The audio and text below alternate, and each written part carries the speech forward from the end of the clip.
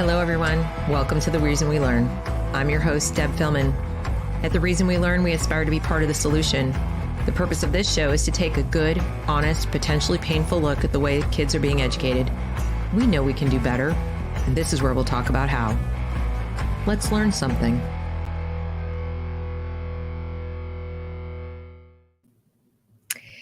Good evening, everyone. Happy Sunday. Welcome to The Reason We Learn. Thank you for joining me today for Dissident Dispatch, show where I go through the week's worth of submissions from parents around the country, some of my own research, but honestly, I get enough from parents that I don't really have to do my own research most of the time, so I can't take credit for 99% of this. What I will do, though, is give you my thoughts about what they've sent me, my analysis of it. If I can, some tips and suggestions on how to deal with these things in your own district if you're seeing it, or how to look for them, and so on. So this is meant as a form of education for the audience, and I hope you will see it that way. Before we get started, if you are not currently a subscriber to the channel, please consider subscribing so you can be notified when I make new content like this. This is a weekly show every Sunday evening, but I do produce interviews during the week and other original content. So if you're a subscriber, you'll be notified. Also, please consider liking and sharing this broadcast right now so more people can take advantage of the live format and ask questions. I may not be able to get to all of your questions within while I'm going through stuff. I'll try to stop periodically and take a look at things, but, I will try to do Q&A at the end at a minimum. Hello, Just an Average Man. And we've got a few topics tonight. We're going to talk about New Jersey. We're going to talk about LGBTQIA+, etc. issues in the state of New Jersey. New Jersey is really vying to be California on the East Coast, if it's not already as bad, if not worse, in some respects. And so we're going to talk about the laws there pertaining to LGBT issues and students in K-12. We're going to talk about the NEA union and how it is supporting that in New Jersey and in other states. We're also going to talk about the Episcopal Church, in particular, Episcopal schools. Now, here's a neat thing. Not all Episcopal schools are affiliated with the Episcopal Church, but that doesn't stop them from taking advantage of some of the perks of the Episcopal designation. We'll talk about that and what that means for the students. So those are typically independent schools, but you still know what's going on, because if you have a student in independent school, or you're looking forward to taking advantage of something called school choice to send your child to an independent school, otherwise known as a private school, you may want to listen closely to that part of the show, because it's not just Episcopal schools. There are other independent schools doing the same and worse. We are finally going to wrap up with some updated info on just generalized, equity, CRT stuff. I found a couple of things that I want to show you at the very end. So I'm hoping I can get through this, settle in. I hope you have something to drink. I hope you have, a comfy place to sit and listen, and, maybe a pillow to cry into. No, I'm kidding.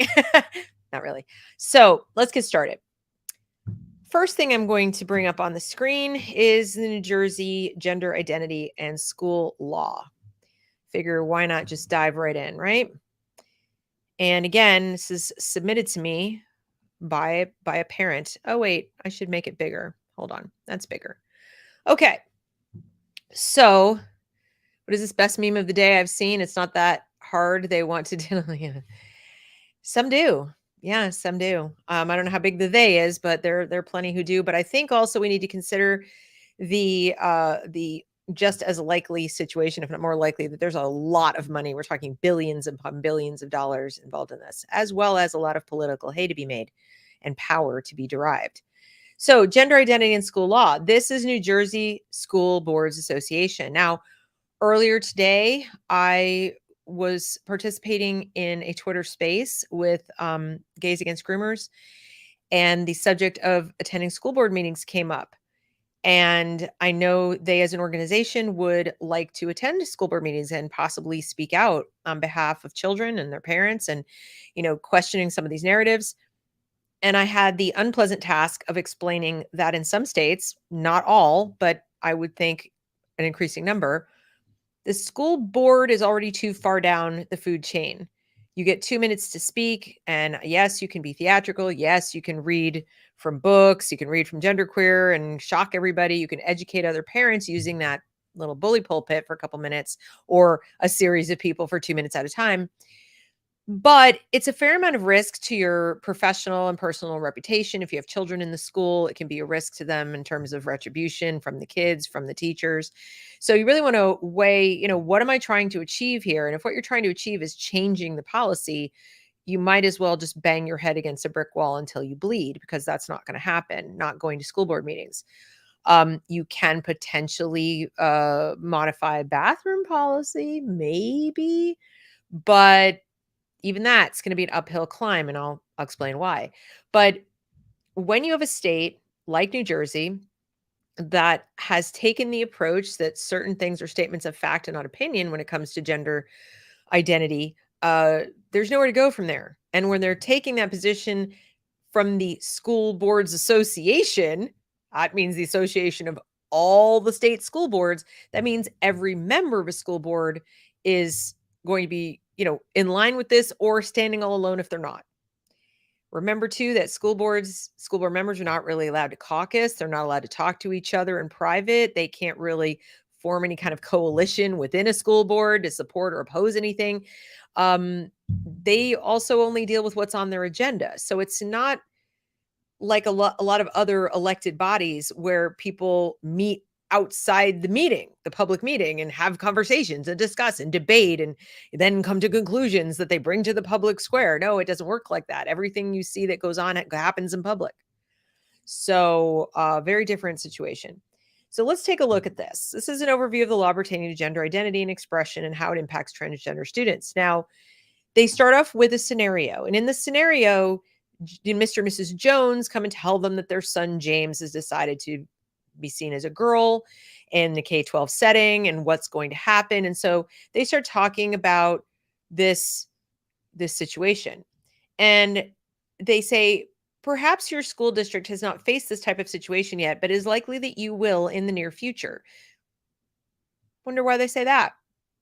If you recall, in the past, the number of transgender students in district, it wouldn't even necessarily be every district. You might have one person in 10,000. So in a state like New Jersey, you really might have a handful of K-12 students, a really tiny handful organically, that you could classify this way to say, you will, it is likely that you will in the near future. Why do they say that? Think about it, okay? So it says, with greater frequency, transgender students are seeking to socially transition. The term socially transition is used throughout this article to refer to a transgender individual who, although assigned one sex at birth, is living as the opposite gender. Remember, we are speaking about students between the ages of 6 and 18. They're minors. An individual who has decided, who, although assigned one sex at birth, is living as the opposite gender. So it's presumed they've made that decision, or their parents and they have made that decision, or their parents and they and a therapist have made that decision, but we're still talking about minors. I want to be very clear here. Then they continue, and they said, this article will provide a broad overview of what it means to be transgender or gender nonconforming. Used to be the state didn't take a position on gender nonconforming students at all. You wouldn't even discuss gender nonconforming students, because what does that even mean? I was a tomboy. Other people might be, somewhat feminine boys, whatever the case. I mean, we didn't have a term that anyone within the school district would be talking about us. Thank God. I'm glad that teachers weren't meeting to discuss me as a gender nonconforming person. I was just allowed to be. And then we get to terminology. It says, by now, most people have seen the acronym LGBT, which stands for lesbian, gay, bisexual, and transgender. However, despite the grouping of lesbian, gay, bisexual, and transgender people in one social community, an important distinction must be made between lesbian, gay, and bisexual individuals and transgender individuals. And now we get down to it. They are sectioning out transgender individuals from the rest here. Okay. And it says, Lesbian, gay, and bisexual all deal with sexual orientation. Conversely, transgender relates to a person's gender identity. Gender identity and sexual orientation are not the same thing. Sexual orientation deals with who a person is physically attracted to. However, with someone who is transgender or gender nonconforming, the issue is not their sexual orientation, but their gender identity. And throughout this document, they're explaining what gender identity is as a fact. I want to stress that the state of New Jersey School Boards Association is stating the following as fact, because this is a quasi-government entity, okay? Gender identity is a person's deeply held sense of their gender, male, female, or something else. For approximately 99.5% of the population, their gender identity matches the sex they were assigned at birth. Well, that's fascinating. If they believe this, that it's 99.5%, which would mean 5% not conforming, okay? That would still mean there's an overabundance of children in New Jersey, because there are many people talking about how it's now about 20%, 25% that are self-identified trans. That's not 5% of this, it says of the population. Well, can we safely assume it will be of any population? So we have the total population of the school population. Can we just flub it and say that probably would be true? Then why is it hovering around 20%? Shouldn't they be as alarmed as we parents are? But apparently they're not. This, remember, is stated as a fact. And then it says they're considered cisgender. By whom? Who made this rule? Again, they're stating this as fact. Legal fact. I don't consider myself cisgendered. I don't consider that term relevant or true or factual. That's a made-up term. Thus, for most people, because their gender identity is aligned with their anatomy, they do not think of their assigned sex and gender identity as separate. To them, the possibility that someone's gender identity might not match his or her genitalia is not something they would ever consider possible. Accordingly, when most people hear that someone claims their gender identity does not match their anatomy, it is a totally foreign concept, and they will assume there must be something emotionally or mentally wrong with the person making the claim, or they're simply making it up. Because that's probably true. I'm just going to say it. I'm going to be that person who says what they're now implying is that if you say that there's something emotionally or mentally wrong with the person who says my anatomy and my gender identity don't match, then you're wrong.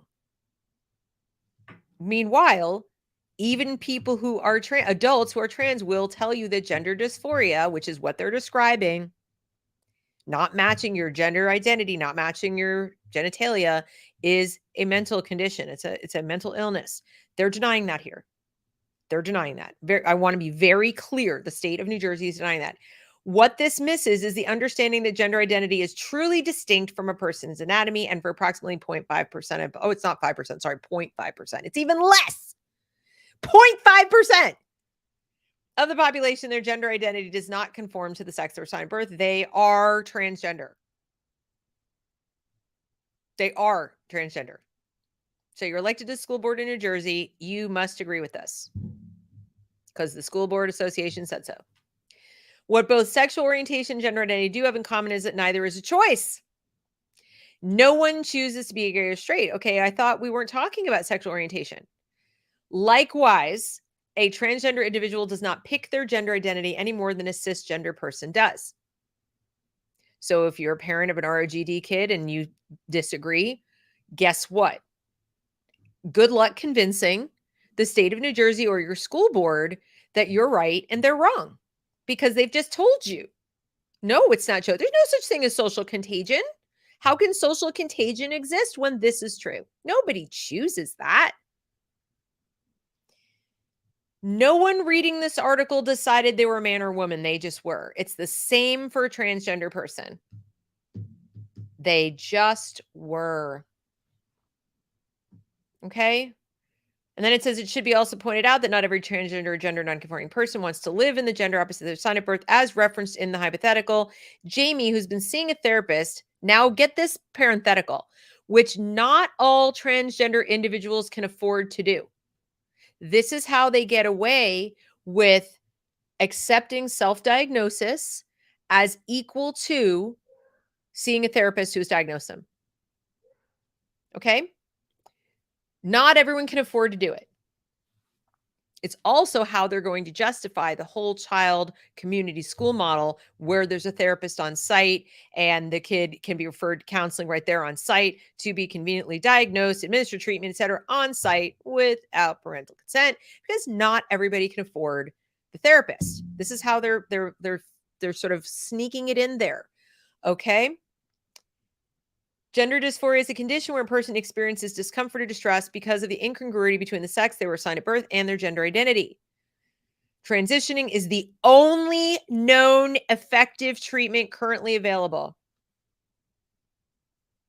That is a lie. That is a lie. Capital L lie. Let me go on record right now on this channel. Maybe I'll be taken down. I don't know, but that is not true. They're advancing something as fact that is not fact. It is opinion. Okay. And you wonder, how did we get to a place, Deb, where these are, this is just the affirmation model is how we do things, because enough people say things over and over and over in documents like this as a fact. So again, imagine you get elected to the school board and then you go through your training, and part of you, and they all have to be trained. You don't just get elected and show up at a school board meeting, and you join this association or you become part of this association. And this is what they teach you. This is what they tell you. Now, obviously, if you're me, it goes in one ear, not the other, or you challenge it during training. You say, this is not true. And you have no friends and nobody wants to talk to you, and you get, death threats to your house, and, bags of dog poo on your front steps, and all kinds of things happen that are not very pleasant. Or you keep your mouth shut and you don't challenge it and you bide your time until your term is over. I don't know. I just know that people who are campaigning have more freedom of speech than people who've won because of this. And then get this, guess what? It is the lack of knowledge of these fundamental concepts of gender identity that leads to the misunderstandings encountered by transgender students in school. You mean disagreement, differences of opinion, and elsewhere, and impact their acceptance. It's called disagreement. It's called we think you're wrong. It's called you're not the only game in town. But they call it lack of knowledge, which is a lot of words for ignorance, of these fundamental concepts, our opinion, that leads to misunderstandings, disagreements, refusal to affirm, refusal to enable, etc. Okay? The law, and then I'm going to just stop here and go on to the next stuff, or we'll be here all day. In order to protect transgender students and employees. Now we're talking about adults too. I don't think that's right or fair. I don't think it's good because while the school board does have something to say about, let's say, the superintendent, who then in turn has something to say about the principals and the teachers, if you start conflating this with the adults and making the children equal to the adults, you've eliminated their being minors and the fact that the adults who are trans are adults. They're adults. So decisions they've made, treatments they've selected, et cetera, and so forth, that's their life. Okay. But if we are talking about in order to protect transgender students and employees, like it's all the same process, that protecting these people requires the same things, that's not correct. And it's not fair to the students. They have fundamentally different needs than employees for so many reasons. They are in a subservient position. They are children. They are at, so many different kinds of risks from the other children, from the employees, from all kinds of stuff. They come in, they have to be there. They're a captive audience. If it's a public school, they're compelled to be there. It's not the same thing. New Jersey's law against discrimination, LAD, prohibits, amongst other things, discrimination based on a person's gender identity or expression. Importantly, the LAD specifically prohibits discrimination in places of public accommodation and mandates that in sex-segregated public accommodations such as bathrooms or locker rooms, a person must be allowed to use the facility consistent with their gender identity or expression. It is New Jersey state law that these students be allowed to go into any bathroom they want. So you're going to have a more uphill battle going to your New Jersey school board and saying, we want different bathroom policy. Good luck. Accordingly, then it says, unfortunately, because the vast majority of people view gender identity and anatomy as synonymous, unfortunately, it's so unfortunate that so many people still live, mostly in reality. They have difficulty accepting that Jamie is a girl who just wants to use the girls' bathroom, not a boy wanting to use girls' facilities, because Jamie is a boy. Because Jamie is a boy. That is why. Jamie is a boy. Jamie has a penis. Jamie is a minor child. Now, I'm not suggesting that we, not make some other accommodation if it's become a serious problem, but Jamie has male anatomy. The girls in this, minor children in the care of the school, need to be protected. They are physical girls, then they need to be separated. I'm sorry. I say that as a parent. I say that as a person living in reality. This is not okay, but it's the law. There is no question that the use of bathrooms and locker rooms gives rise to the most contentious issues involving transgender students and transgender people in general. But with adults, again, a lot of it, if you talk to people who have issues with this, they'll tell you it comes down to their commitment to this thing. So when we're talking about someone who is male with male, who is born male and has male anatomy, wanting to go and use the women's locker room and the women's bathroom, that there are reasons that women have challenges with it, have problems with it, okay? And they're not unfounded. There are reasons that parents don't want their daughters in the same bathroom as somebody else's biological son. And as we saw in Loudoun County, their concerns are founded. So this is just a blanket, have to let them in. Then we get into sports, best practices. The transgender individual is entitled to protection under HIPAA and other privacy protections, so that the information that Jamie and her parents, they've socially transitioned this child in this scenario, authorize only that information should be disseminated. In order to help maintain a student's privacy, teachers, staff, and other students must be instructed to use the name and pronouns in accordance with the student's preference. Again, to avoid unnecessary or inadvertent disclosures, class lists or student rosters must be updated to use the student's new name or gender. Questions arise, etc. And this is the last part. The most important thing to keep in mind is that there is nothing wrong or abnormal about a transgender student. Remember I said they're completely discounting gender dysphoria as a mental illness? There they go again. Now, I know people don't like the word abnormal and they don't like the word wrong, but I think it's safe to say gender dysphoria is still a mental illness, especially in childhood.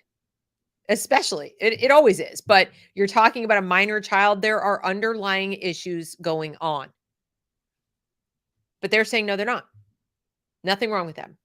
Generally, all transgender or gender nonconforming students all they want is the freedom to express their gender in the manner consistent with who they are. They've already declared it to be true. Self-diagnosis. This is who I am. That's how it is.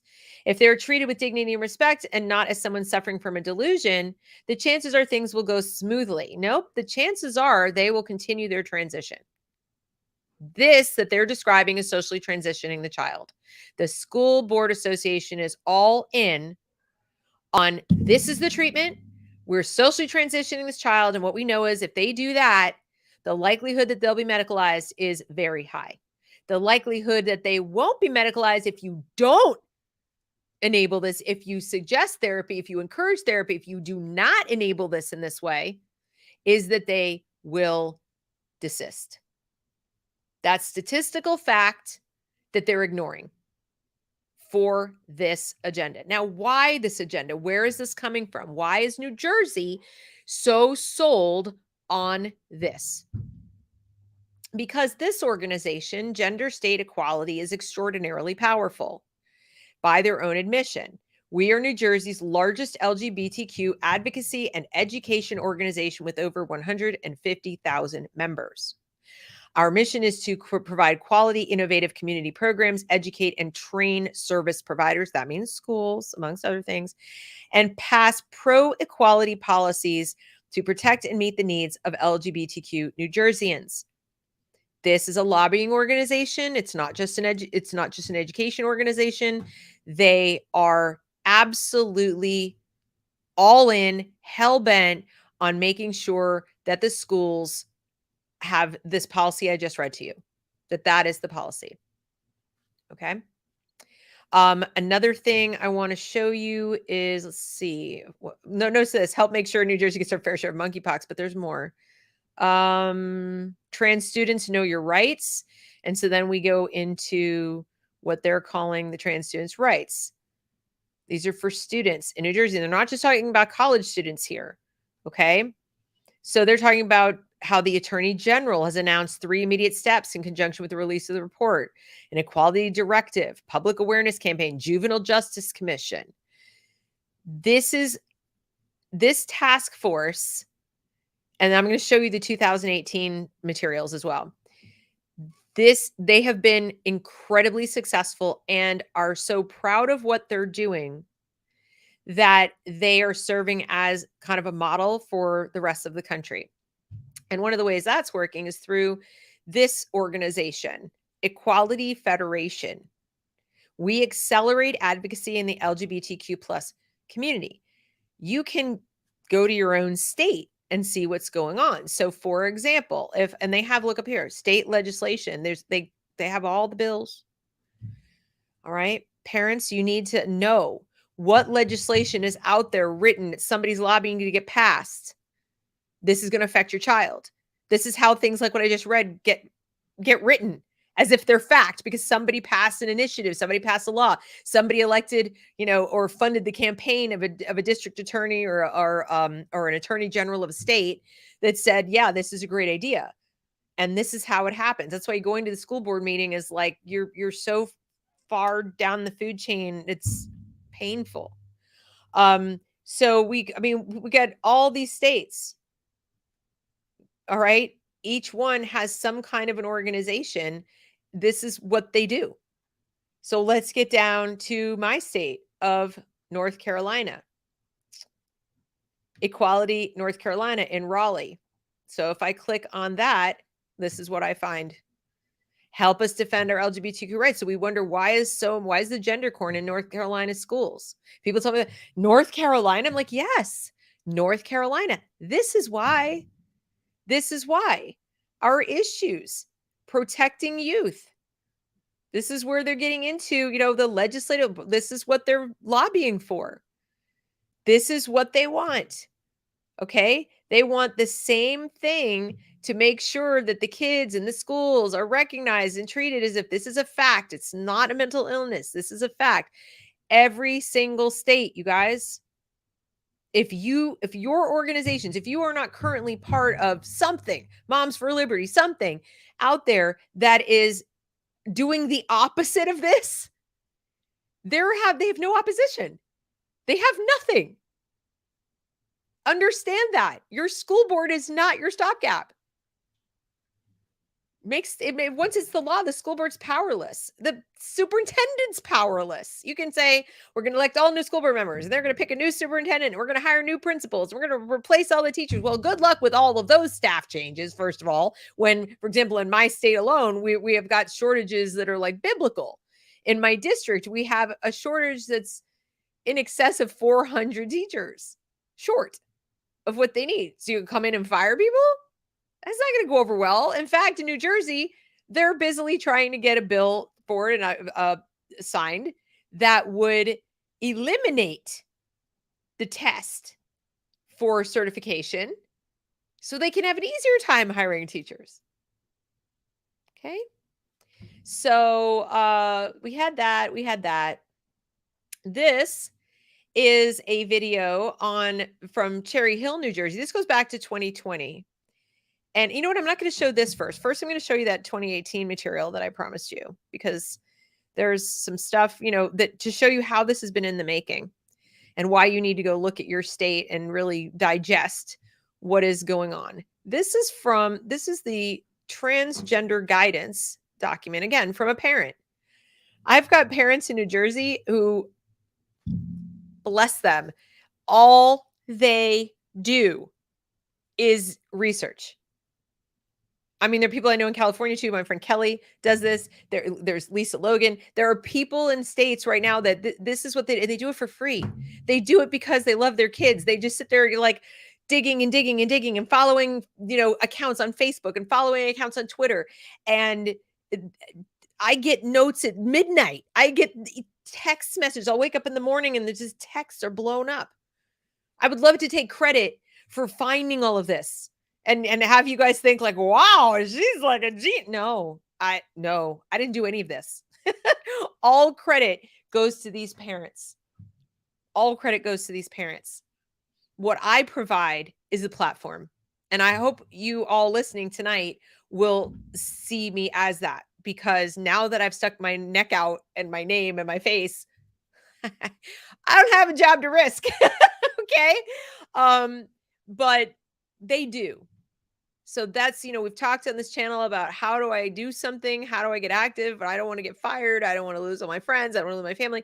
This is what you do. You use people like me, and I'm not alone. There are many of us, but you use platforms like this and you feed us things silently, quietly. I'll never reveal a name ever, ever, ever, ever, ever.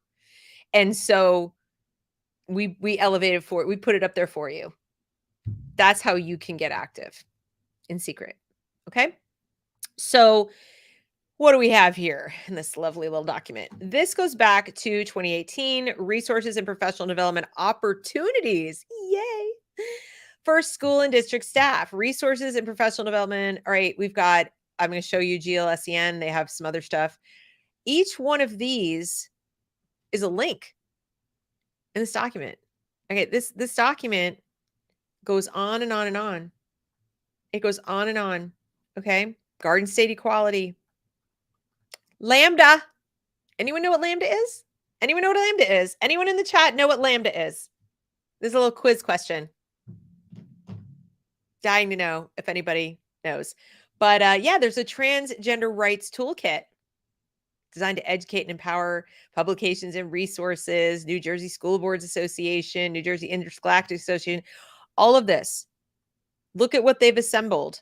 Resources for educators and school administrators from the CDC, 2018.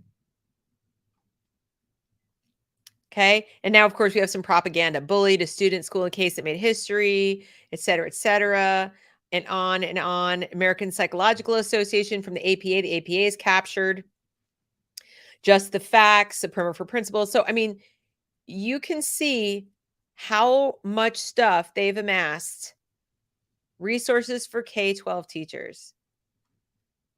Creating LGBTQ inclusive schools, ending bias-based bullying, embracing family diversity, understanding gender.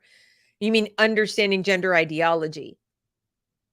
Gender was like their definition of gender and gender identity is their opinion. If I have to repeat that 100 times, I will, because that is it's an understanding. It is not the understanding. And so on. So this just goes on and on. Rutgers and Answer Sex Ed. I'm going to show you that. Let me show you what that's all about. Rutgers is big into this. Texts. They use 10,000 dresses. How are they using 10,000 dresses? Okay. I mean, this is like unbelievable. This just goes on and on and on and on and on and on. All the books, 2018. Okay. And then we also have, so that's that. And then there's also there's one more. This is a more recent document. Transgender student guidance for school districts. So those of you who are in the space today, and I was saying, hey, it's New Jersey law, and there's the crest. And people, I think some people were sort of incredulous. Like, what? Yeah. It's that LAD law, NJ LAD. Makes it unlawful for schools to subject individuals to differential treatment based on race, creed, color, national origin, ancestry, marital status, domestic partnership, or civil union status, sex, affectional or sexual orientation, gender identity or expression, etc., etc. Okay? Gender identity means a person's internal, deeply held sense of gender. All right? So that's their definition. And if that's their definition and that is the fact, then the New Jersey LAD law says if it's your deeply held sense that you are whatever today and something else tomorrow and the next week or whatever, that's not a choice. That's just who you are. Okay? So they put out things. Let me make sure I'm going in the proper order. All right, I'm going to, before I get to some of the curriculum materials that they use out there, I'm going to show you some more stuff like the union and things. Okay. So here now we're coming to the NJEA. This is the New Jersey Education Association. It's like their union. I believe they are affiliated with the NEA, I'm pretty sure. But this gets into, this is just one of their websites to talk about their consortium and all the stuff they work on. My point in showing you this is to show you how well organized they are, how well funded they are, and just like it's all activism all the time. This is another thing. This is from the New Jersey Education Report. The NJEA that I just showed you is teaching first grade teachers how to perform Drag Queen Story Hour. I want to mention something that was shared in the space today on Twitter that I thought was really helpful, really informative and important. They're using the term drag queen for these people, for an adult male, may or may not be gay, dressed in women's clothing and makeup and so forth, reading stories to small children in public schools, public libraries, things paid for with our tax dollars. Dressing up in women's clothing and putting on makeup does not make you a drag queen. That's what I learned today. That makes you might call yourself a drag queen, but that's not what drag queens are. Drag queens, there's a very specific process and definition, and it's not cosplay like this kind of thing where it's like, yeah, I have a beard. You ever seen the drag queens that have beards? That's not a drag queen.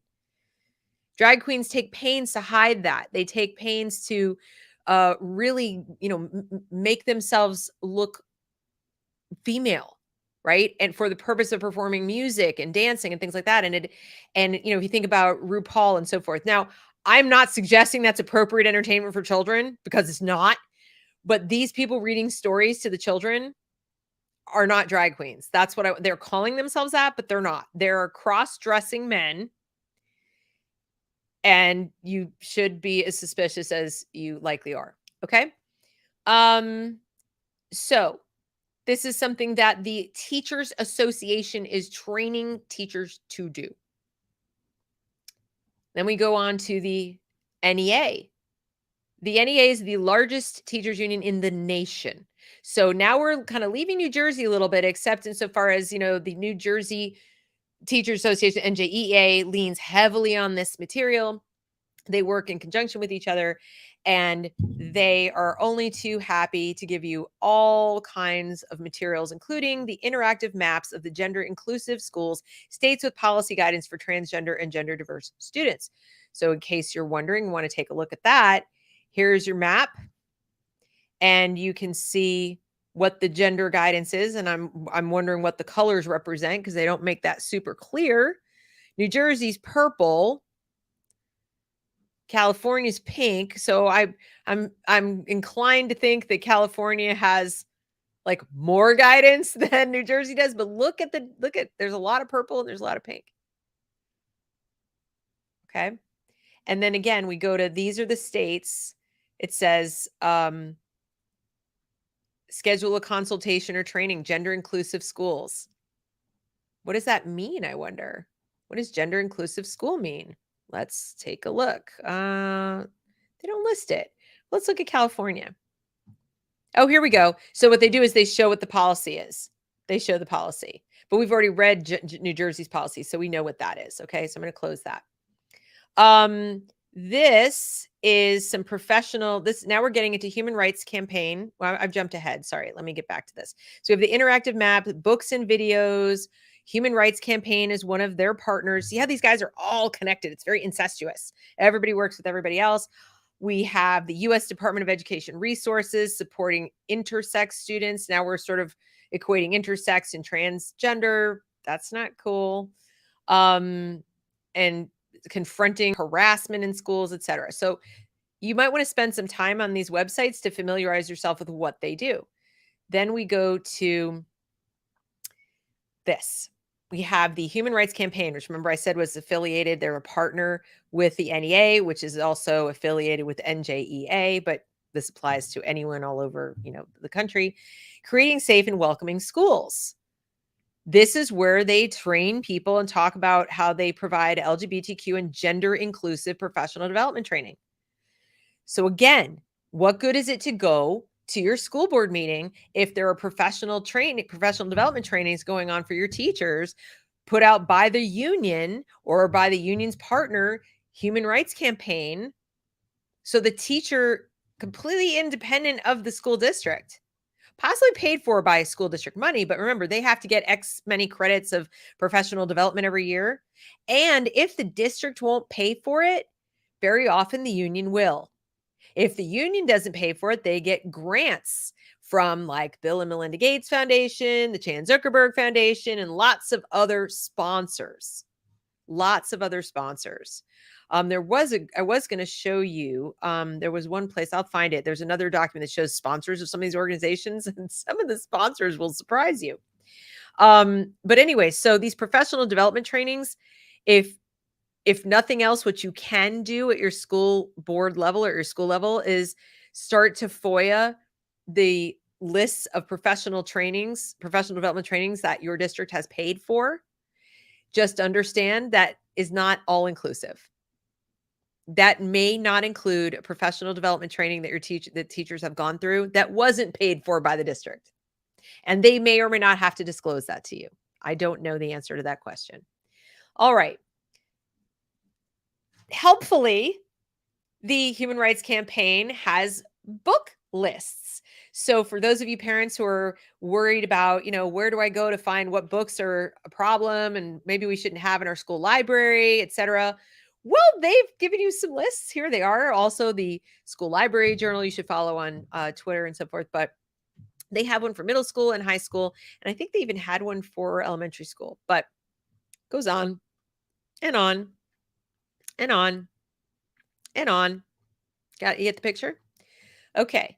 So now, are all of these books bad? No. I mean, the point isn't ban the books. The point isn't, oh my God, these books are terrible. The point is, if you were to judge by the NJEA, the NEA, the Human Rights Campaign, et cetera, and so forth, the biggest problem facing children today is being LGBTQ. It's like the thing we have to put so much energy, time, money, effort, training into when we parents are like, but 33% of them can read. So why are we pushing these books? Oh, honey, the teachers are going to read these books to them, or they're just going to surround them with them. So you see the titles and you see the things and you ask about them. And then those questions that you ask result in answers from the teacher full of the opinions and facts gleaned in the professional training. Well, the student had questions. Okay. And then the ones who can read are reading the books. And then they'll tell you this is improving their literacy. Gosh, I learned to read, as did most of the gay people I know who are my age, without all these books. We did learn to read without books specifically targeted at this subject.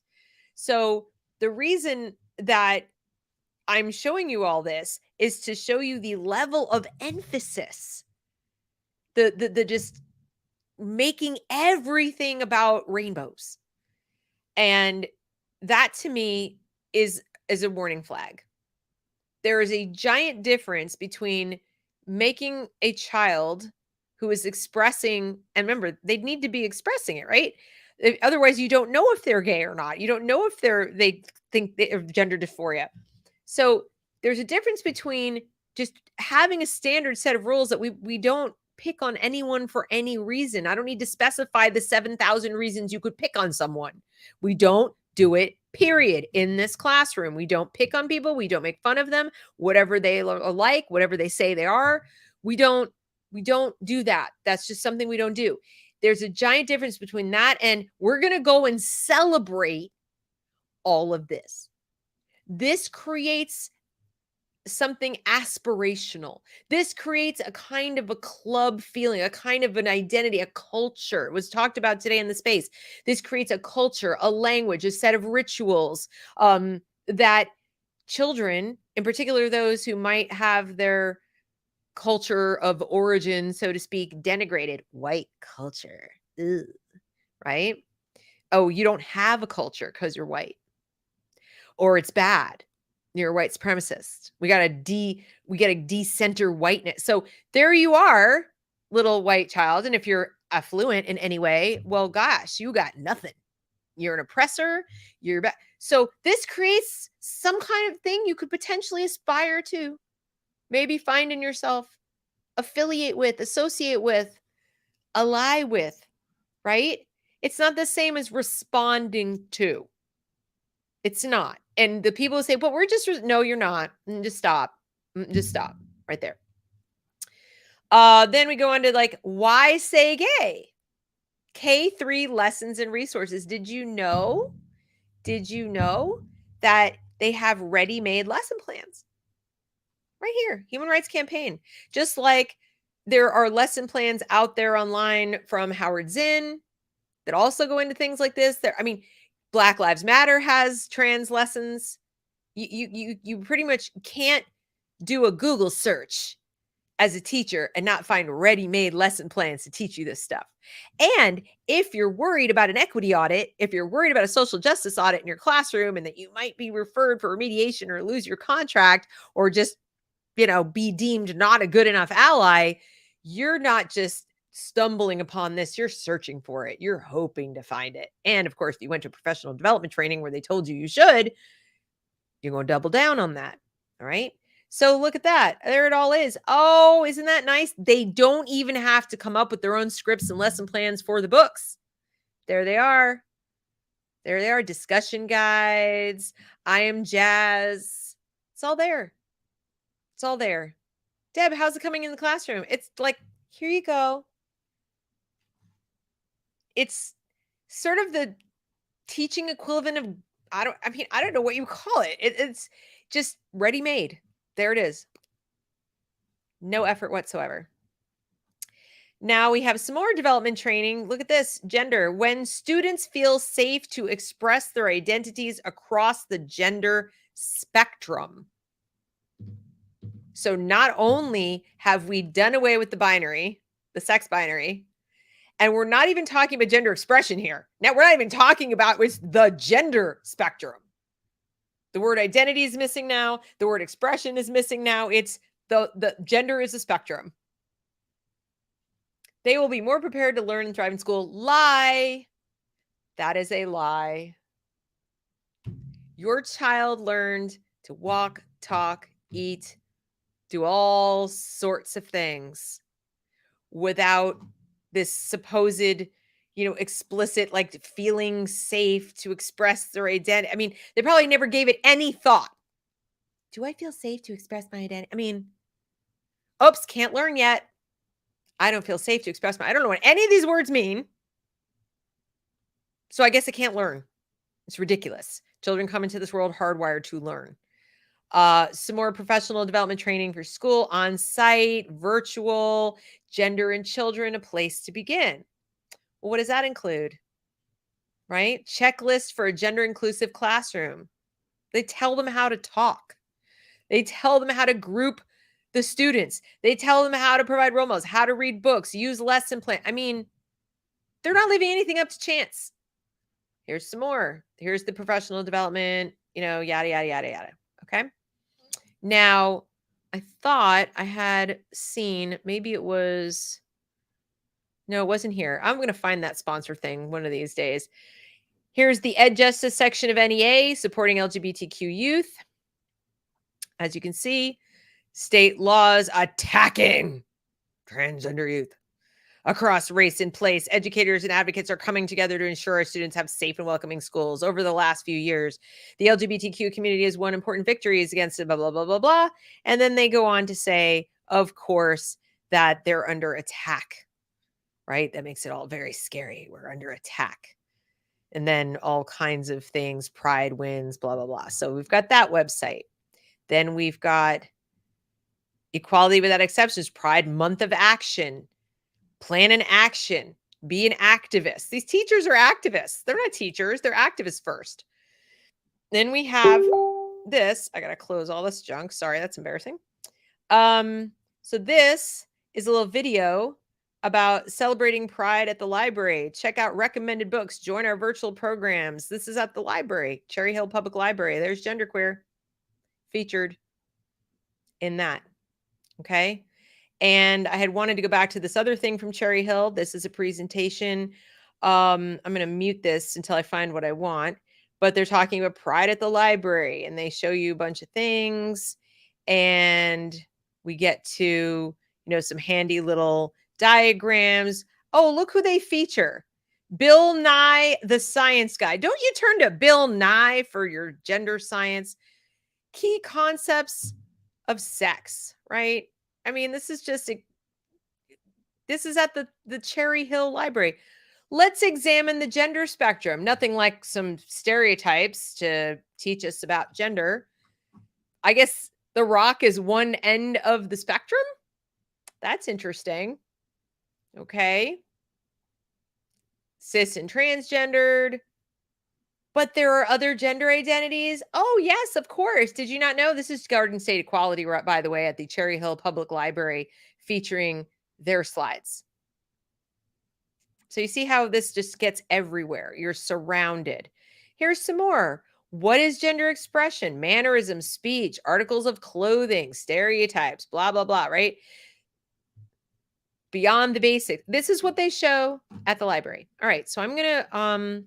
what's the last thing? So this one, okay, so this is what I told you. They have a teacher shortage, and in large part because teachers who have been experienced, look, cannabis, virtual job fair, who have not wanted to teach this stuff are leaving. So they want to make it easier to become a teacher. Well, let me go ahead to this one. I think this is, so that making it easier, they want to get rid of the test. That's the main thing they want to do.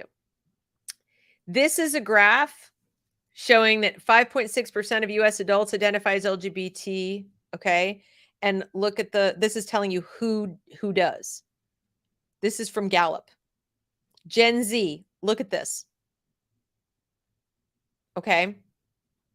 So if this is Gallup, this is what's happening. That can give you an idea of what's happening in the schools.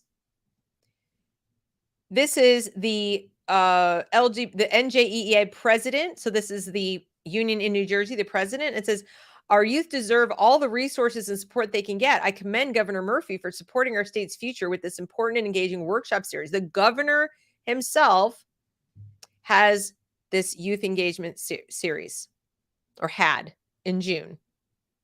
Again, you would think this is the number one, I got to close this, sorry. You would think this is the number one concern of New Jersey. They're New Jerseyans out of work. They can't pump their own gas. Never haven't been able to for years. They get all kinds of problems, but apparently this is the number one concern, is this stuff. Okay. So I made a video, and I can give you guys the link to this, but I made a live, it was a video, not a live stream, sorry, a while back called Do You Know Your State's K-12 Gender Identity Policy? And it also focuses on New Jersey. If you're interested in kind of sitting in, that's paused at an ugly spot. If you're interested in sitting in on a meeting of the New Jersey, I think it was the School Administrators Association or whatever, where a lawyer presented to them how to deal with this. I go through the meeting with my commentary, and some of their questions and some of their comments and some of the lawyers' answers will probably drop your jaw to the floor. So as bad as what I've just explained is, if you watch this video, you'll get even more. Okay. But that's the New Jersey situation. Not just New Jersey, but as I've shown you, all kinds of other stuff that hopefully helps you understand. Oh, I didn't finish, did I? Hey, wait, there's one more. There's more. Hang on. There's this. This is LGBT from A to Z, library workers primer. This is somebody who is teaching librarians in New Jersey. Okay. Definitions. This is how they're doing the training. This is facts, guys. It's all facts. Oh, look, medieval times, animals, etc. This is how they present it as facts. And then we had also, there was this other thing. Okay, this one. Not that. Sorry. Share screen. There's so many things that I end up bouncing around. Okay, this is the Southern New Jersey Youth Resource Guide. This thing is endless. 72 pages. 72 pages. Look at all the counties in New Jersey. They got this covered. They've got it covered. Okay. Resources, resources, resources. Again, you would think this was the number one thing affecting students in New Jersey. There's nothing else particularly important. And finally, this is part of why I miss these, because I was going through just the stuff on, this is a LGBTQ resolution. When I said it goes to the top, I meant it goes to the top. This is a resolution adopted by the Board of Education in New Jersey. And you'll notice it's left blank because this was probably written for them by Garden State or one of these other organizations. And they probably would love to have this exact resolution in your state. So you really need to pay attention to what's going on in your state legislature and what your attorney general is working on and what your governor is working on.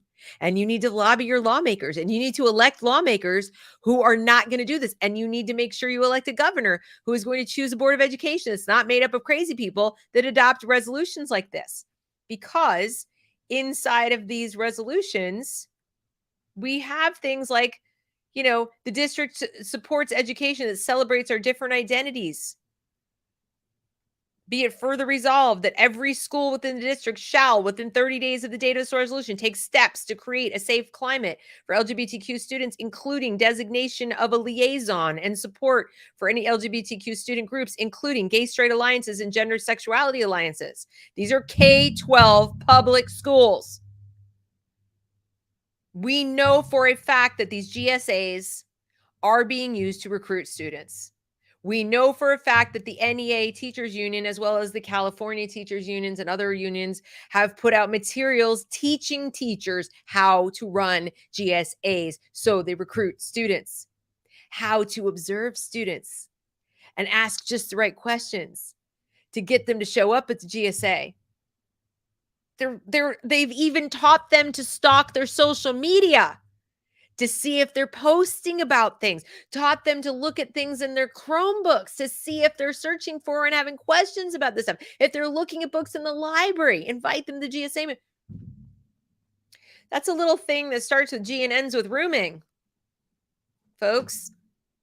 I know we're not allowed to say it, but that's what it is. Okay. They're not responding to anything but the generative ideas they've generated with all of this. So that's the end of that topic. That's brought us to an hour on this topic. And I could do more, but I'm not going to, because I'm sure you're sick of it. But the tips and tricks that you should take away from this are: make yourself aware of your state's gender policy.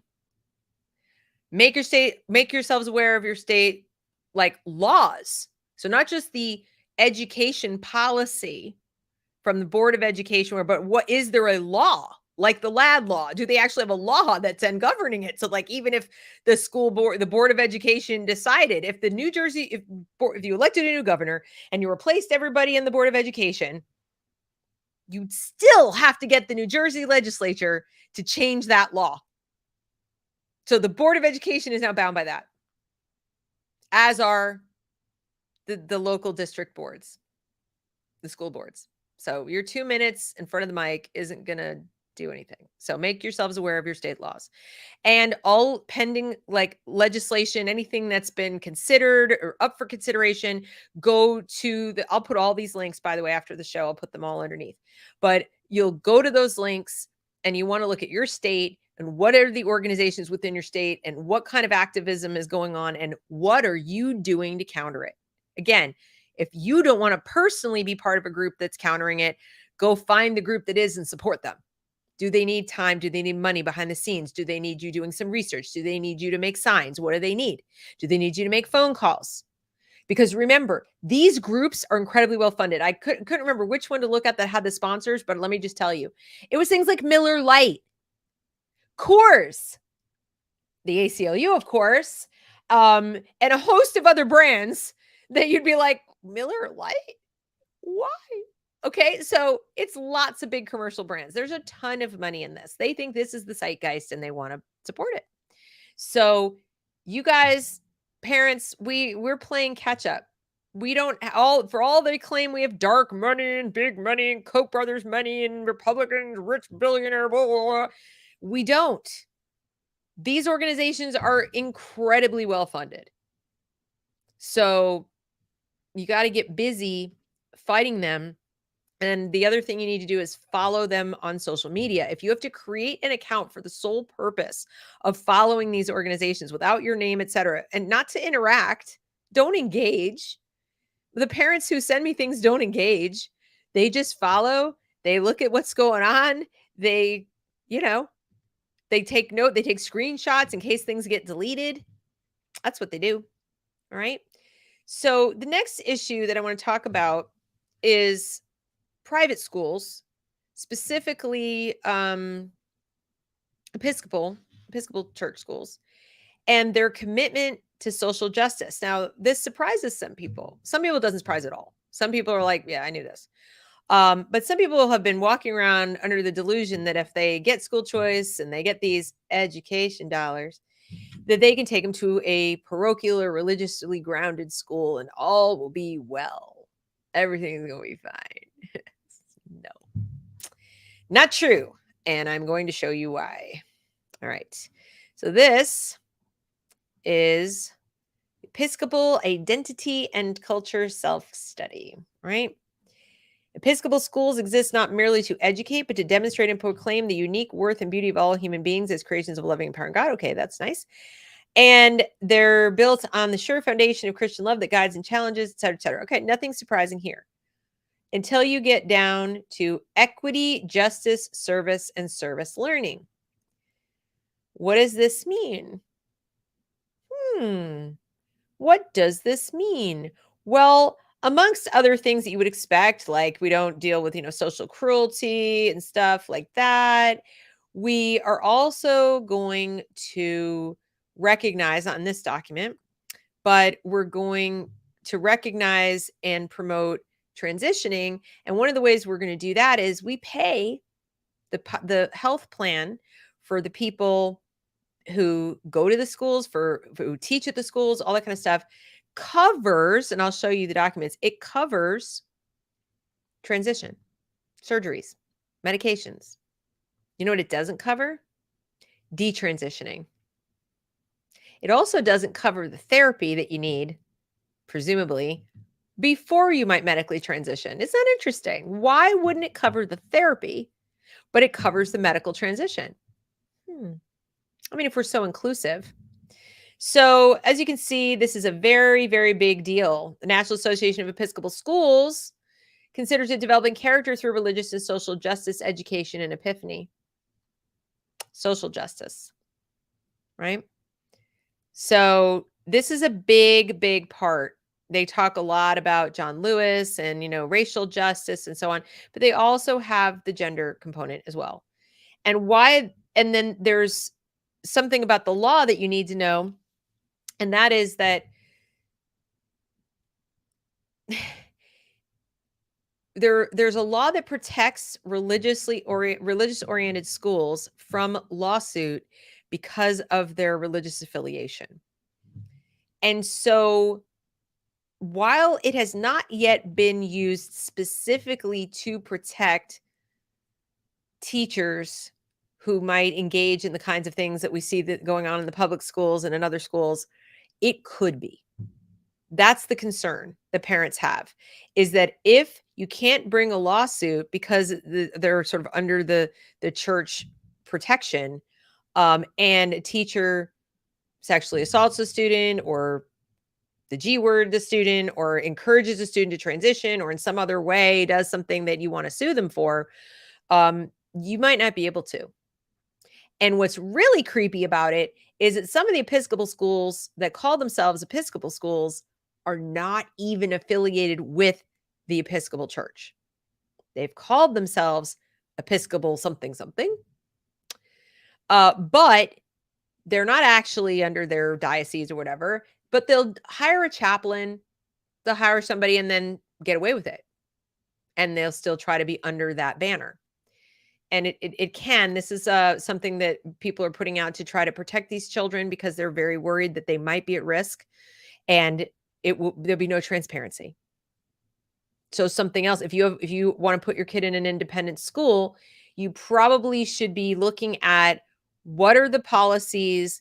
Is this school, if this school is going to be shielded from lawsuit, it's going to be that much more important to know and have full transparency about their gender policies, about the books and the activities and any kind of drag queen story or any kind of activities that could go on with your minor child that you might not know about that could affect your child, and you won't be able to do anything about it. You might not. I should say might not. I'm not an attorney, first of all, and this has not been tested. It's just there's a lot of concern about it. Right. And this is another article saying the expansion of the ecclesiastical abstention doctrine, why you should care. That's what it is. The ecclesiastical abstention doctrine is it might be a little overbroad in terms of protecting them from certain kinds of liability. Okay.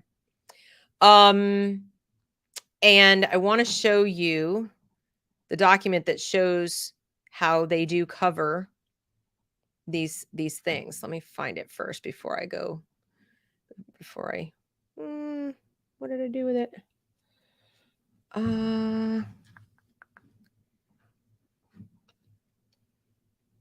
There's a policy. Oh, wait a minute. I know where it is. They basically allow you. Yeah, here it is. Okay. Open. Okay. I'm going to have to zoom on this, I think. And because it won't show up any other way. But they're allowing you to get surgeries. Yeah, here it is. And not get the other surgery or not detransition or get detransitioning care. Here we go. And it's a church school. Okay. So here it is. I got to make it bigger. Oh. Transgender surgery, covered upper and lower body, gender confirming surgeries, outpatient surgery, inpatient hospital per admission, all covered. Okay. And then and also, by the way, so is abortion. And then there was another one that showed about how the detransition, I hope you can take my word for it, because the other one said detransitioning is not covered, explicitly not covered. Okay. And I just think that's curious. So I'm going to go over here and check out any kind of questions or things that you guys had in case I missed anything before I move on to my last little pieces of info. All right. This is, let's go back to the beginning. Says, I represent No Left Turn Education, Central California. I'm very upset about how radical Fresno Unified has become. Yeah, California is way far gone. Why is it greater frequency? What's happening to be? Yeah, well, you'd think they'd want to know, right? You would think they'd want to know and they'd be curious. They don't seem the least bit curious. Like, oh, it just is. And it's 0.5%, except when it's not. A recent poll showed college produced a 30-point swing in voting from conservative to liberal, leftist, socialists, and they're still beginning to lose the base. Well, honestly, I think this goes way beyond politics as far as voting. I think this has more to do with just general political power in the institutions and running the institutions and cutting up the family, fracturing the family so that you can have kind of a uniparty. I don't know that they're going to care even about voting after a point. I think we're getting close to that point where voting is like a joke. It almost doesn't count, if I'm making any sense. And I think that's what they're shooting for, is to not like get you to vote a certain way, but to make voting not matter. And then it's already the case. If you live in California and voting doesn't matter. If you live in, really, does it really matter? Think about it. They've gerrymandered the living data. Same in North Carolina. They have worked it out that you've got a percentage of the population of California. I think it's something like 35%. For whom voting literally doesn't matter because of the way they apportion the representatives and the way they've drawn the lines, the way they've done all these things, and they are all conveniently the most conservative parts of California. They're just getting to a point where this gets to be okay, and voting is like a joke. This says it's also in transgender student New Jersey government. Yes, so they have student government policy. I think that's what you mean, but I'm not 100% sure. This type of behavior started with them forcing kids to take Adderall and Ritalin and overdiagnosing ADHD. Certainly to the extent that they normalized the if not self-diagnosis, but like schools diagnosing your kids, schools being kind of like doctors, or saying that something that isn't going well with your child is a medical issue or needs to be medicalized. That they made with those diagnoses, they certainly made it normal. Like, people accept that. And like I said, be on the lookout for that whole child community school model, because they're going to accelerate that and have the school be the medical facility as well. And the other thing we know is that kids who have ADHD and kids who are on the spectrum are at higher risk for this kind of social transition, this gender confusion, gender dysphoria. So that also may play a role. They will tell them that some of their challenges in school are because of this problem. Justice says, and he would know because he was a school committee member, your school board isn't your friend, but they aren't responsible for all your woes. The state comes in many forms. The tax collector isn't the only one. That's exactly right. That's what I've been saying. I don't want to be the negative Nelly, and there are reasons to run for school board. These just aren't them. And then he says, now get New Jersey to pass a comprehensive no conversion therapy law, including cross-sex hormones. That would be awesome.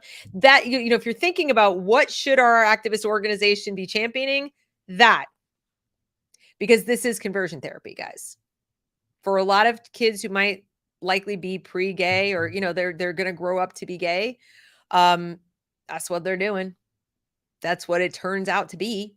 Instead of just saying, okay, so you're a girl who's very masculine and you like masculine stuff, go for it, whatever. It's like, oh, you're trapped in a girl's body, or boy trapped in a girl's body, you're broken. And what's so weird about the Episcopal stuff, you guys, is that you would think that a Christian school, if it is based in Christianity, would appreciate the notion that, God doesn't make mistakes. God doesn't put children in the wrong body. They've done away with gendered pronouns in the Episcopal Church for God, as if the gendered pronouns literally meant that God had a penis. I mean, it was, the he, him, or whatever has more to do with other things than, body parts. Okay. But they've done away with it because we don't want to offend. We have to have gender neutral God.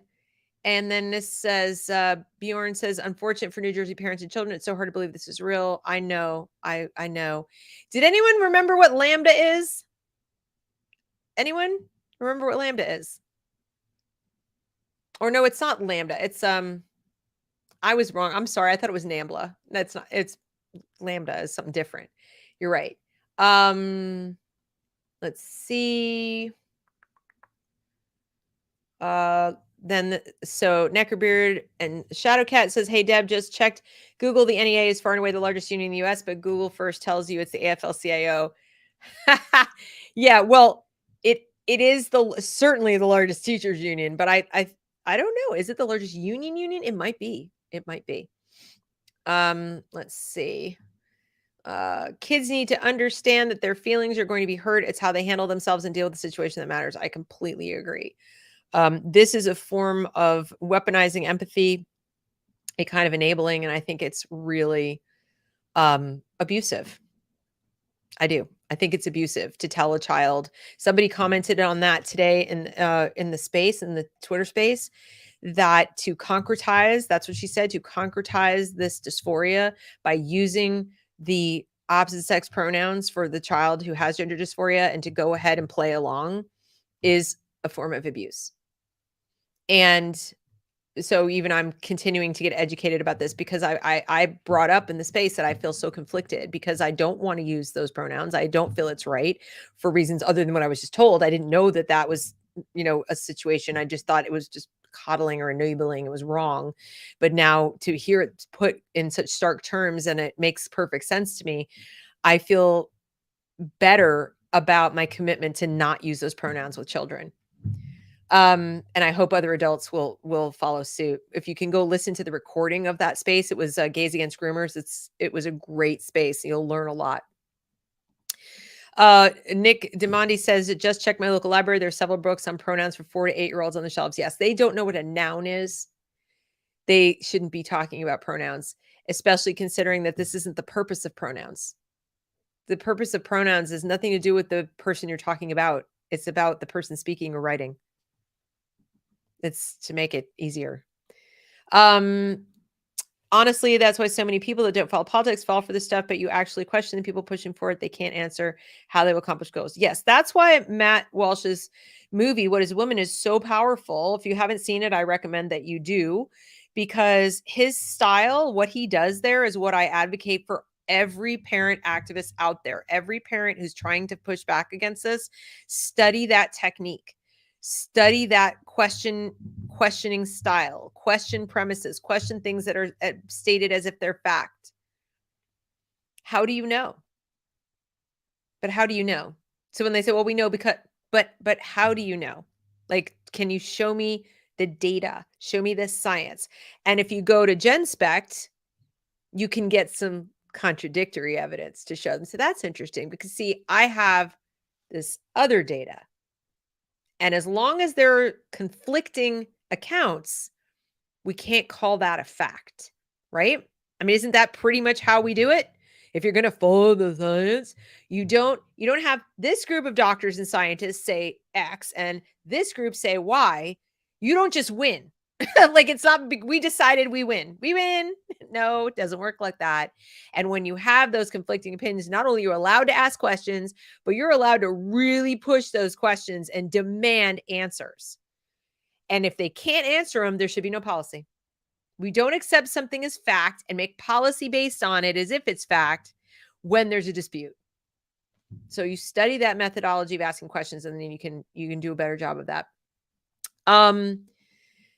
So Patty says, parents would love help from other parents or grandparents at school board meetings. Most people do not believe this happening. I think it's just fine. Please assist in awareness. Yes. The awareness shouldn't just be happening through school board meetings. So it's a very hard way to teach people is in 2-minute segments.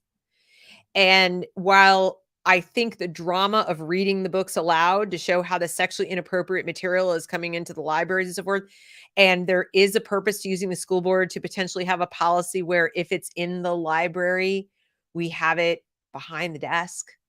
We have it. In other words, my local Moms for Liberty chapter is working on getting the sexually explicit material, the materials that parents are objecting to, not banned, not, necessarily being removed from the school and, all that kind of argument, because there are parents who want it. We're not book burners, we're not book banners, but getting it put to a place where the child literally has to ask for it, and having it not just be like out there for anybody to pick up, and having it also removed from mandatory reading lists or from things where the teacher reads it aloud to the students. If you read it at a school board meeting and they go, please stop reading, it's inappropriate, there are children in the room, you're like, really? So there's a method that works. That is a good thing to do at school board meeting, because you'll call them out on that hypocrisy and say, see, this thing that you just found objectionable is what we're trying to get the library to sequester. We don't think it should be, first of all, in an elementary school library. If you have it in a middle school or above, it should be sequestered behind a closed door, and then maybe a permission slip. Look, some kids were given a permission slip to watch Schindler's List.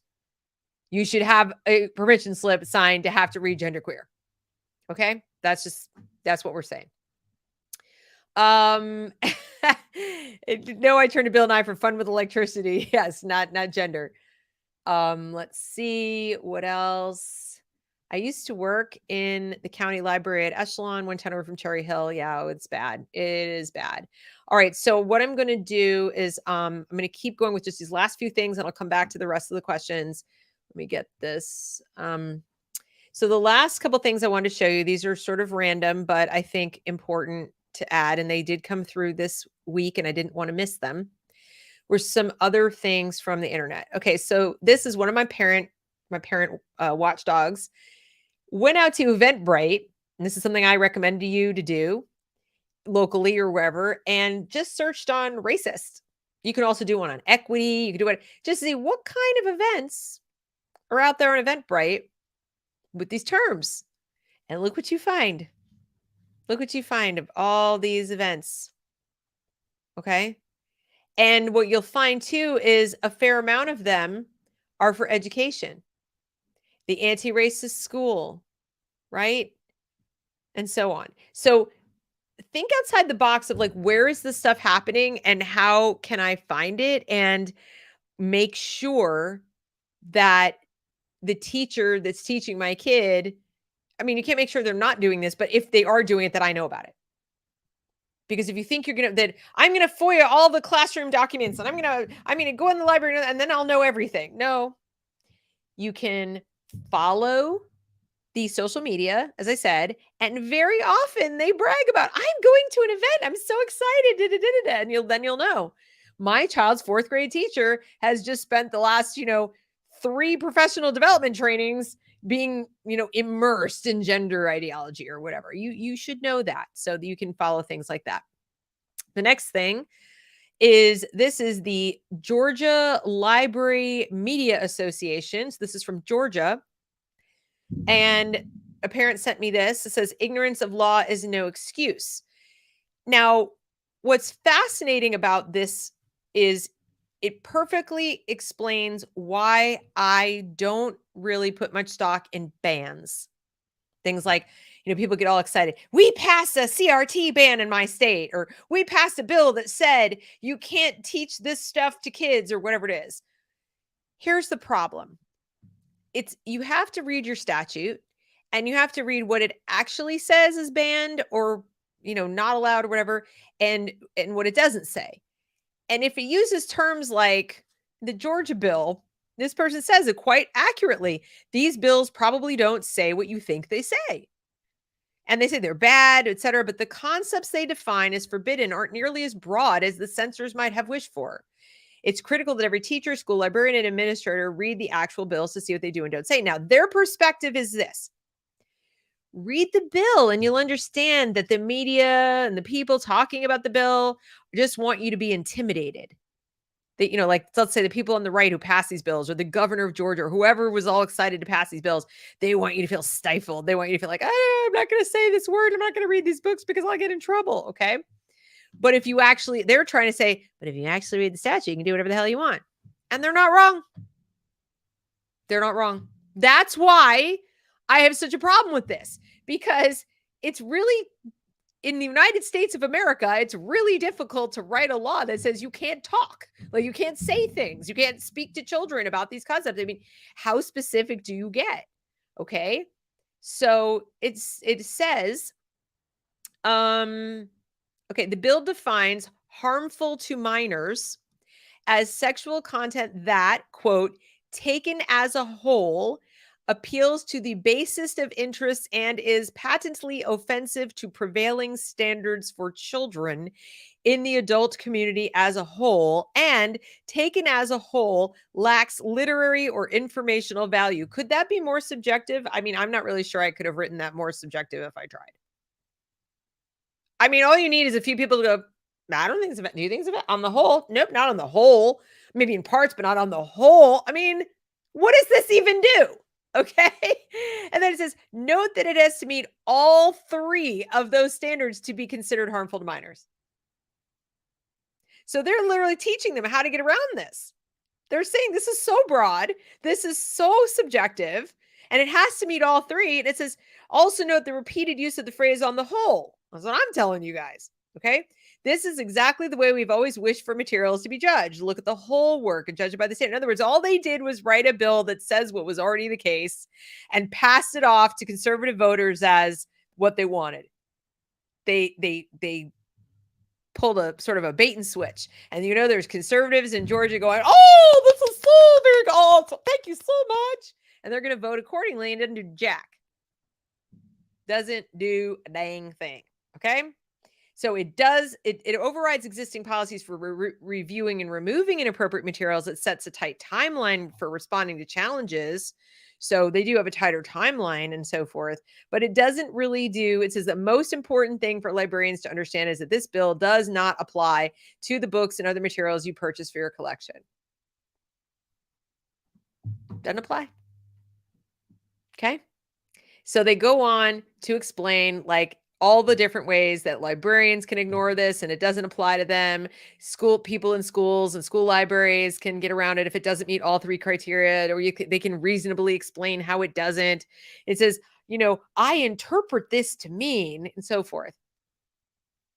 I don't know who writes these bills, but you should take them out to the woodshed and slap them for lying to people and saying that they ban anything. They don't ban diddly shit. Okay. Then this is a charming, handy tool. I know you'd be so excited to see this one. This is the UCLA School of Law Critical Race Studies CRT, but they're not doing CRT in schools. I thought we were told there's no CRT, right? They're not doing it. It's not happening anywhere. Stop. Don't look. It's not happening.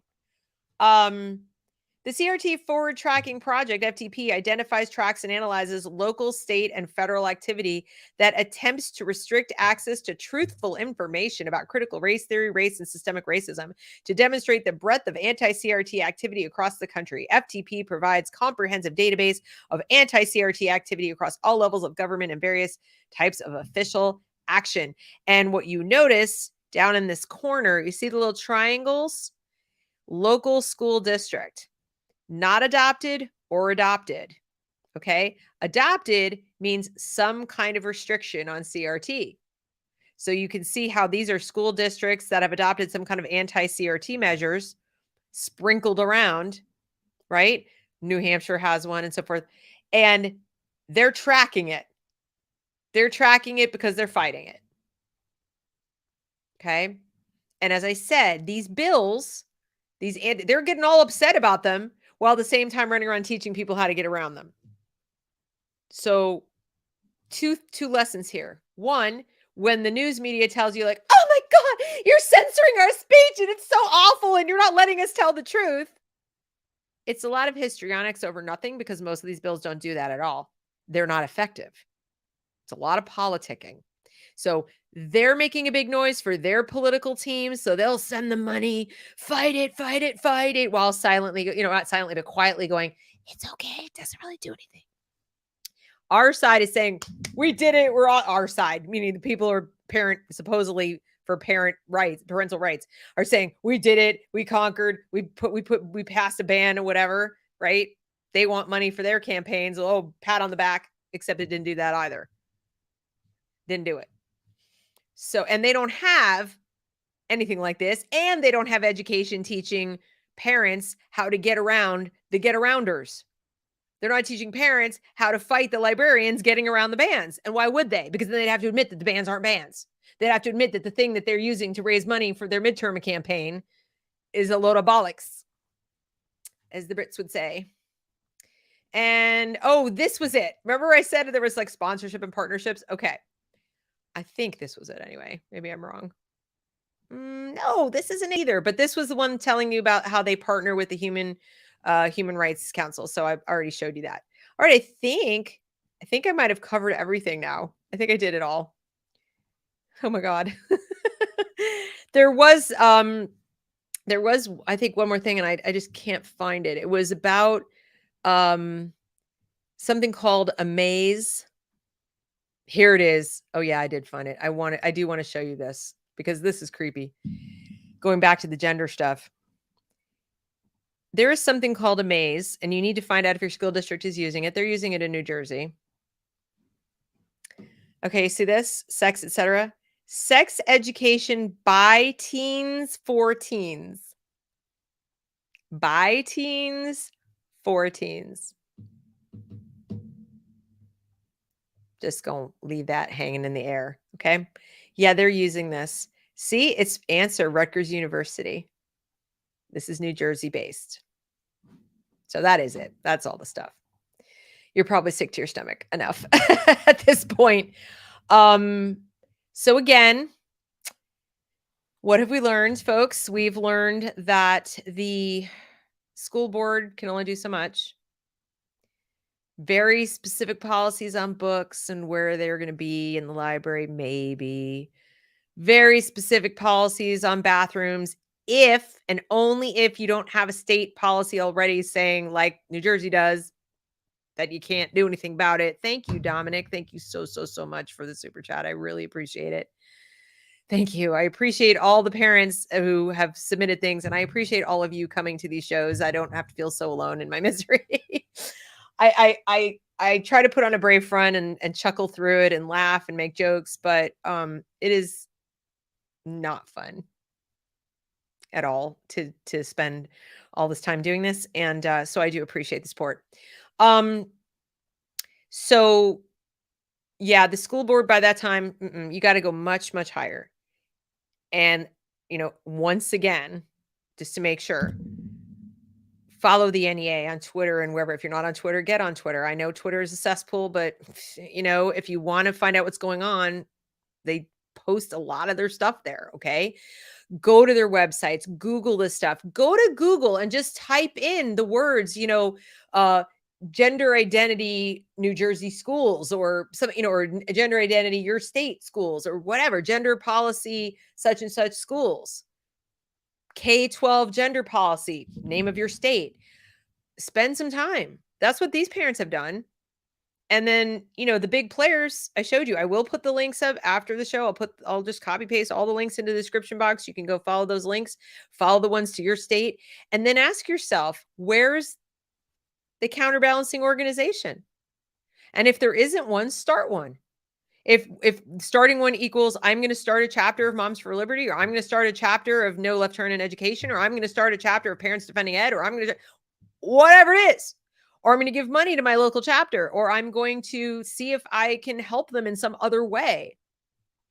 I'm going to see about people like, there's me, there's, Gays Against Groomers, there's all kinds of other people who are on YouTube, on Twitter, on Substack.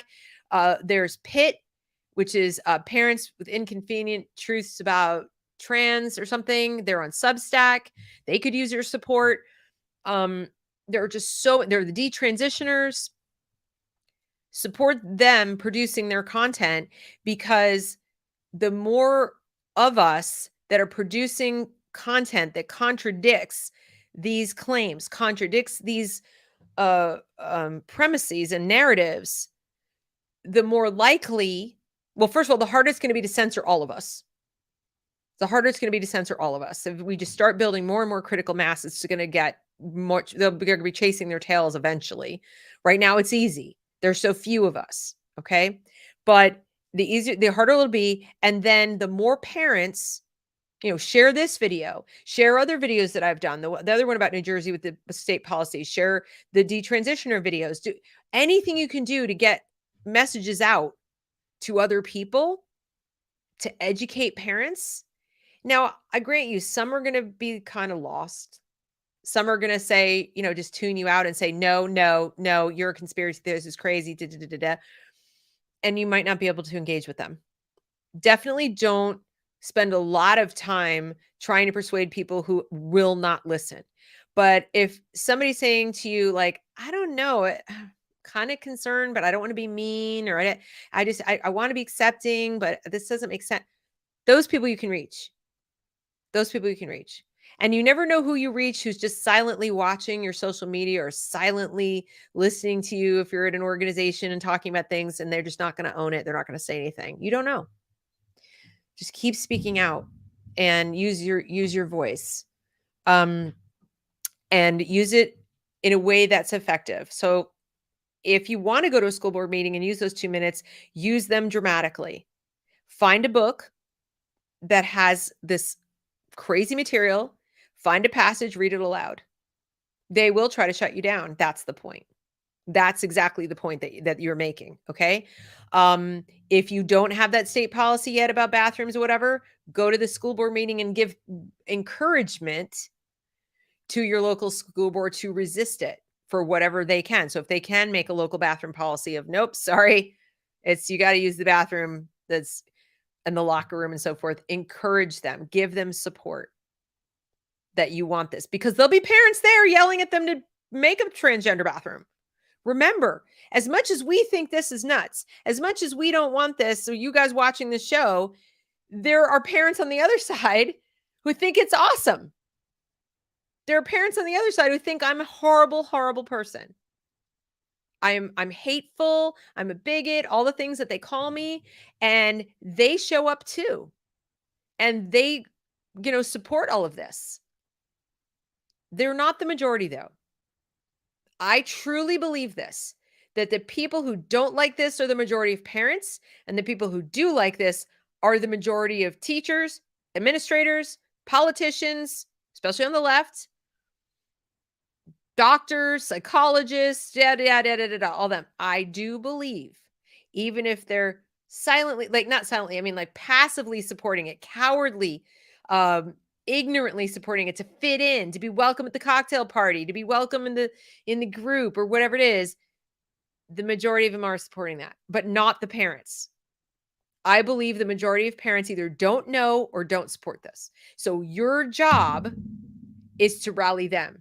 Because the other thing that I have hope for is if we could reach critical mass of parents, and you had enough parents to show up, not to school board meetings, but to schools on those, the welcome back night, parent night, whatever, to make it abundantly clear in a face-to-face relationship that whatever the state law says, you and I are going to have a problem if you proactively go after my child with this stuff. And the only thing I'll tell you to be careful about there is, be very polite, be very nice about it. Just say, my kid knows who they are, and I really do not want you. I'm opting out of anything that is involving surveys. I do not want you asking my child who they are or identity or no. Because the problem is, if your child starts participating in these activities and gets on the radar of one of these people, and then you come in and you say, no, there is the possibility that you could get on the radar of Child Protective Services, a social worker, etc., and you could lose your child. If you're in California, that goes double. California, New Jersey, some at New York, Oregon, Washington State. These are the parents most at risk. But they're the canaries in the mine shaft, you guys. It's coming fast and furious for all of us, for all of these states. And, so be careful and think about whether it's worth it. But, you just need to have a personal relationship with the teacher, look them in the eye, size them up nicely, politely, and just say, my child knows who they are. Thanks.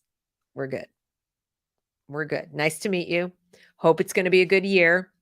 I'm here. I want to have an open line of communication, but I just want to be very, very clear that I've taught my child character. I've taught my child manners. I just expect those to be reinforced, and that's it. Please do not get involved in my child's personal life, identity issues, or anything like that. They're not to answer that. I'm telling them right up front, they're not to answer those questions. And then have that conversation with your child. You need to solidify that at home, as young as you can possibly stand it. And if you detect anything coming up, some depression, some anxiety, whatever, immediately deal with that. Immediately deal with that. Don't let it go, because the school will try to deal with it and you won't like how they deal with it. Yeah. And I mean, this is If all the parents went to the school, signed their kids out, and walked away, it would be over. Of course it would. Of course it would. It would drain their money. And that is a tactic, you guys. You can find out when the date is for your district, and some have like 2 a year, some have 1 a quarter, some have, I mean, it varies by district. Find out when that average daily attendance, or, like an average, no, it's not average daily attendance, enrollment, the whatever the enrollment numbers are from which they get their funding. Find out what the cutoff count dates are and unenroll your child prior to the date. Let the date come and go. And then if you must use the school, if you must, re-enroll them. They will have lost that money. They can't get back. It sends a powerful message if you can convince a lot of people to do it at once. And people say, but then, Dad, they won't have the money to run the school. Oh, they do. They do. They got plenty. They're rolling in money. Do not believe that they are underfunded. With the ESSER funds and everything else, they are not even close to underfunded, especially since they have all these teacher shortages. They're not underfunded. Don't you worry. Justice says, my experience at school committee has turned me into a rabid homeschool absolutist. And everybody who has been a subscriber of my channel knows that I am very pro homeschooling, or at a minimum alternative schooling, meaning some kind of hybrid model where you have your child in some kind of, co-op or, micro school or something, and, sharing that burden with other parents. It doesn't have to be in your house. You don't have to be the teacher. But I think if you live in some of these states, yeah, it is your best option. At the same time, I know a lot of people can't do it. There are just reasons they can't. There are legal reasons they can't. If they're in a divorce situation and the court, there are 2 things you need to know in divorce situations. It'll help you understand parents who have come from these kind of families. The court always, if there's a dispute and one parent doesn't want the child to be homeschooled or private schooled or whatever, the parent that wants the kid in public school wins that battle. 99% of the time. There has to be a compelling reason, like the kid has been in the same private school for the last, 7 or 8 years, and the parent that was paying for before could still afford it, whatever, and the other parent wants them still in the school. That the court might side with that because they don't like major dramatic changes in the child's life. They might go with it. But if that hasn't been the case, if the child has been in public school and you want to pull them out, if the child has been homeschooled and you don't want to put them in, the parent that wants public school is getting public school because the judges are anti-homeschool. So both parents might not agree. The second thing is, if the parent that will affirm wins custody. In battles where you have a parent that won't affirm and a parent that will affirm, in most of these states these days, the parent that will affirm wins primary custody of the child because it's presumed the parent not affirming is harming the child. This whole thing that I just showed you as accepted fact is also in the courts that way. So we're behind. And if you look at the 2018 document, we're at least that far behind, but I would go all the way back to more like 2005, 2006. We are very, very far behind in terms of forming organizations, decently funded organizations that can combat the organizations that are pushing this into every state, into every realm of our lives. Medicine, education, the law. This is what they want. And part of why they want it, aside from its cult, just ideology, they just believe it like a religion, is money. Gigantic money. Think about it. You medicalize one person, and if they medically transition, they have to take these hormones for the rest of their lives. And they're much more expensive than Adderall. So you can go off Adderall if you're not addicted to it. You can't go off hormones unless you want to detransition, and that's not easy. So Gary says, yep, on the divorce rigging in favor of government school. Also, despite the fact that I have a PhD and my wife is an RN, we couldn't homeschool or cyber charter school foster children. Yes, thank you for bringing that up. That is another thing. If you're a foster parent, If you're a foster parent, then you have other regulations. So there are lots of reasons. As much as I love homeschooling and I really advocate, if you can do it, do it. I have all kinds of, feels for the people who can't. I was one. I was able to homeschool. My kids were little, then I wasn't because of divorce. So believe me, I feel that so much. And that is another reason I do what I do. And that's one of the reasons I added this show on Sundays, because I said, as much as I want to be part of the solution and I want to talk about alternative ways and I want to talk about what schools should be and all these things, we can't make it what it should be until we can get rid of what it shouldn't be. And that's where we're at right now. So I had to at least do a weekly of like, here it is, the ugly. So I thank you guys for joining me. And please, like I said, like, share, and subscribe if you're not already. I do also have a Substack at thereasonwelearn.substack.com. Appreciate the support. I try to keep as much as possible free, because this is such vital information that I don't want to hide a lot of things behind a paywall. So those of you who do things like Super Chat, or you join as a paid subscriber, even though you don't technically have to, because like 99% of it is out there for anyone to see. Again, you have my undying gratitude, because it helps me do this. I don't have a way other. I mean, I'm literally on fumes, like flying by the seat of my pants. So it's really, really helpful. But I just can't bring myself to start putting everything behind a paywall. It just feels wrong. So thank you. I do have the locals still. It's thereasonwelearn.locals.com. I'll be there until I can finish building my alternative, but I do have 2 live shows a week for my supporters there.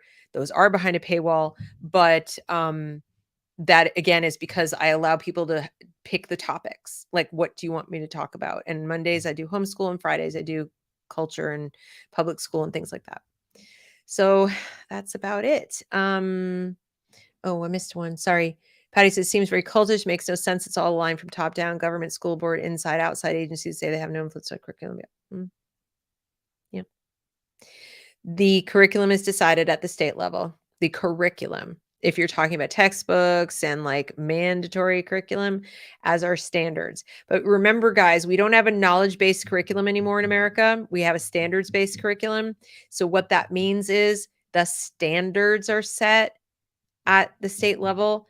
Curriculum that you're thinking of, like what books are they using, what lesson plans are they using, that very, very often is decided by the teacher, him or herself. Very often.